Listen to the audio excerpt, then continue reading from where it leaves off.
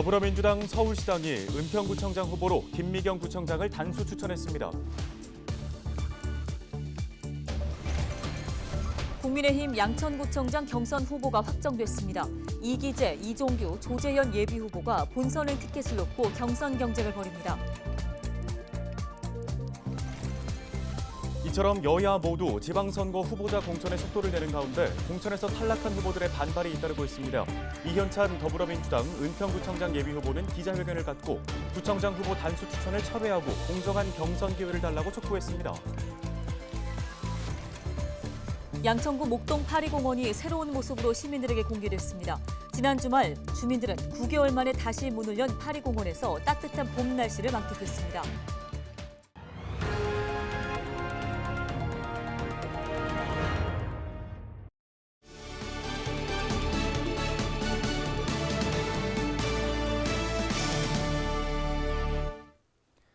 여러분 안녕하십니까? 헬로티비 뉴스입니다. 첫 소식입니다. 더불어민주당 은평구청장 후보로 김미경 구청장이 확정됐습니다. 더불어민주당 서울시당은 22일 6.1 지방선거 3차 공천심사 결과를 발표하면서 은평구청장 후보로 김미경 은평구청장을 단수 추천했다고 밝혔습니다. 김 구청장은 공천심사 결과 발표 직후 자신의 SNS를 통해 더불어민주당이 이번 지방선거에서 압도적으로 승리할 수 있도록 힘을 모아달라며 김미경이 은평 발전을 책임지겠다고 강조했습니다. 현직 또 도시계획 전문가 또한 현직 구청장으로서의 노하우 이런 부분들을 마음껏 뽐낼 수 있게 마음껏 해낼 수 있게 은평 구민들께서 함께해 주시고 김 구청장은 지난 15일 예비후보로 등록하고 이현찬 전 서울시 의원, 장창익 전 은평구의회 의장과 공천 경쟁을 벌여왔습니다. 이번 더불어민주당 은평구청장 후보 공천과 관련해 김미경 구청장과 경쟁했던 후보들이 반발하고 있는데요. 이현찬 예비후보는 25일 오전 더불어민주당 중앙당사 앞에서 긴급 기자회견을 열었습니다. 이 예비후보는 민주당 서울시당 공직선거 후보자 추천관리위원회에 은평구청장 후보 단수 공천 결정에 유감을 표한다며 공정한 경선을 통해 민주당 후보를 선출해달라고 요구했습니다. 그러면서 사과 200여 상자를 공무원과 지역 주민에게 보낸 혐의로 경찰 조사를 받고 있는 후보를 단수 공천했다는 건 있을 수 없는 일이라며 김 구청장의 해명조차 불확실한 상황에서 단수 공천이라는 무리한 결정을 내린 것은 민주당에 대한 은평구민의 신뢰를 흔드는 일이 될 것이라고 말했습니다. 상식과 원칙에 입각한 공정 경선을 통해 민주당 후보를 선출해 줄 것을 거듭 촉구합니다. 구청장을 대상으로 한 경찰의 수사가 진행 중임에도 불구하고 다른 후보들의 경선 기회를 박탈하며 김 청장을 단수 공천한 이유가 무엇인지 납득하기 어렵습니다.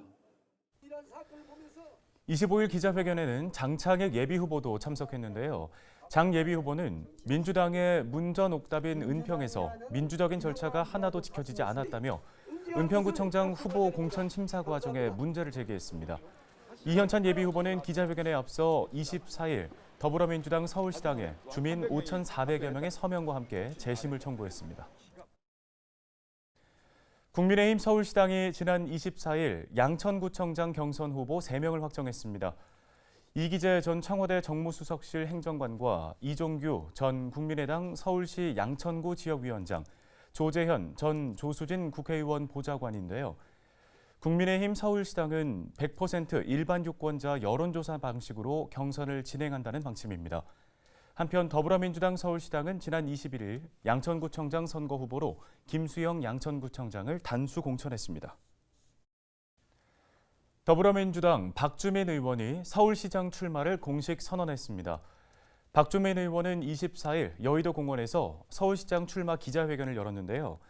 박 의원은 1,000만 서울 시민들은 각자의 불안을 안고 살아가고 있다며 서울 시민의 불안에 맞서 서울을 삶의 만족도가 가장 높은 도시로 만들겠다고 강조했습니다. 박 의원은 가장 먼저 해결해야 할 서울시의 과제로 돌봄과 주거 불안 문제를 꼽았습니다. 더불어민주당 서울시장 경선은 박주민 의원과 송영길 전 당대표, 김진애 전 의원 3파전으로 치러지며 26일과 27일 1차 경선을 한 뒤 결선 투표를 거쳐 최종 후보가 확정됩니다. 박주민 의원의 지역구는 은평구 갑으로 재선 의원입니다.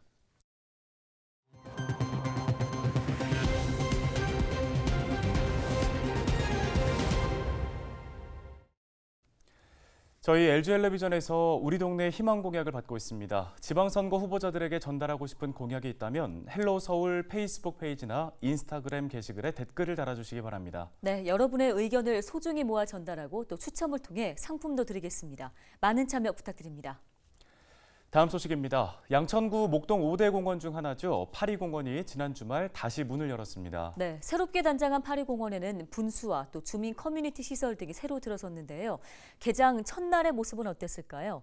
김진재 기자가 재개장 첫날의 모습을 카메라에 담아왔습니다. 잔디밭에 앉아 휴식을 즐기는 시민들. 분수대 앞에 모인 아이들은 솟아오르는 물줄기를 보며 즐거워합니다. 지난 주말 양천구 파리공원의 모습입니다.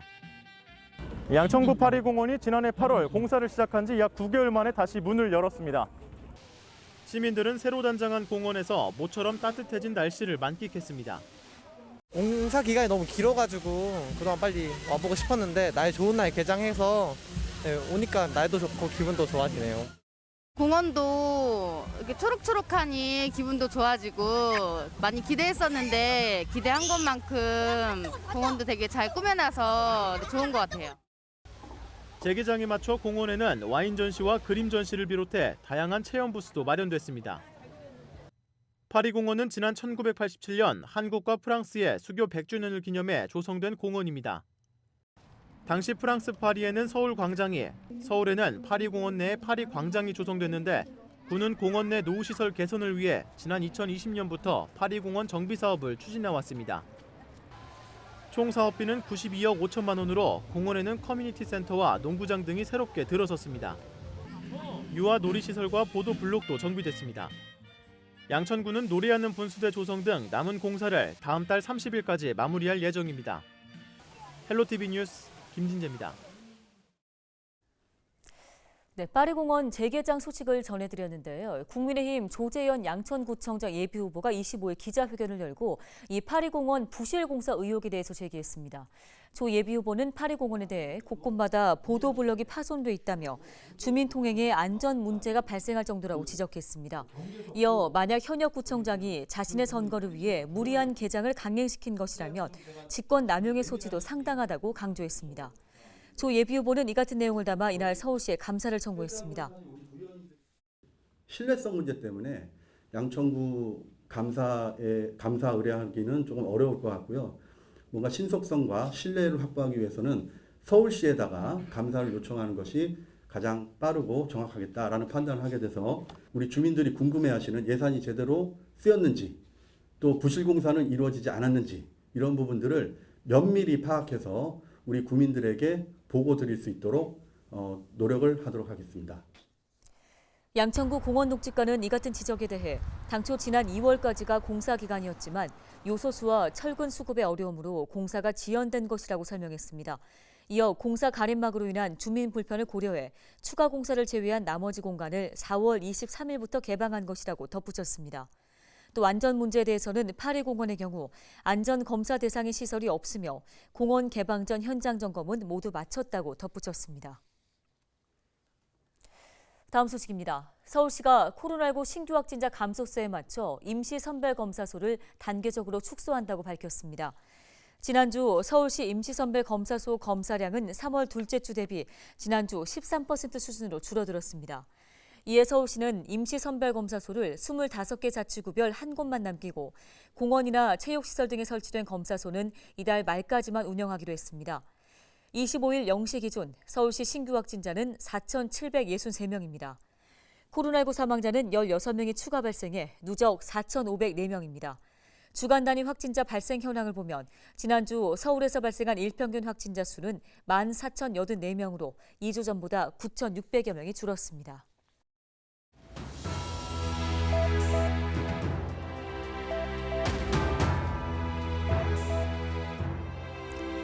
(2년) 넘게 최고 단계의 감염병이었던 코로나19가 25일부터 한 단계 하향 조정됐습니다. 에볼라, 메르스와 같은 1단계에서 이젠 홍역이나 수두와 같은 2단계로 낮아진 건데요.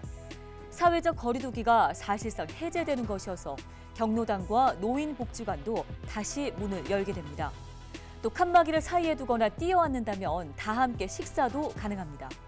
다만 백신 3차 접종자만 이용을 할 수 있고 또 노래나 체조같이 친방을 배출이 많은 활동은 제한이 되는 겁니다.